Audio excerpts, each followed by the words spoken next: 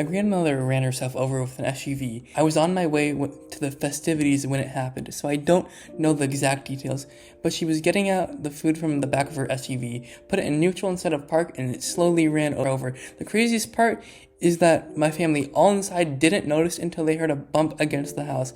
The SUV made 3 loops before hitting the house. She ended up being fine, but now isn't allowed to go outside alone anymore on holidays. This story is now an oh grandma moment in our family. Oh shit. My mom dominated the conversation about how everyone should be drinking their pee for a solid 45 minutes.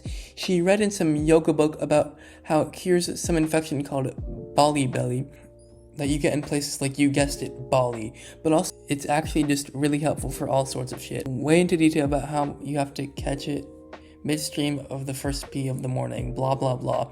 By the end, she was defending it so thoroughly, she said she was going to start tomorrow morning. She never did, and now denies the conversation lasted more than 5 minutes and that everyone was egging her on. My family is known as a particularly dramatic family, and my brother and I cause a bit of chaos on the regular. But my aunt passing out at the dinner table from methadone really made us look like angels. My grandma accidentally poured dish soap on the turkey instead of oil. Might have been one of the funniest but most upsetting things I've ever seen.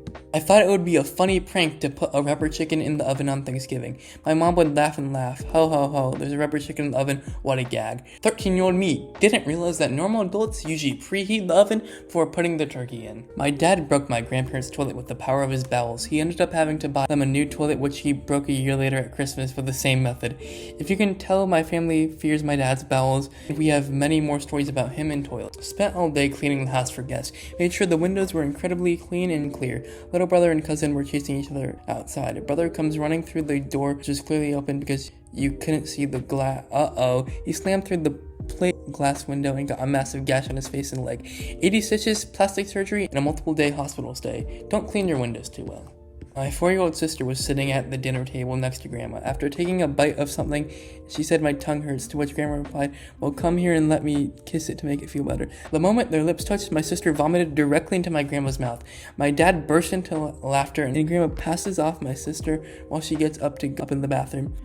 Not more than 5 seconds after she left, a 2-square-foot chunk of the ceiling caved in and fell directly onto her chair. I was probably 6 or 7 at the time. My mom's candles caught the kitchen curtains and some decorative greenery on fire.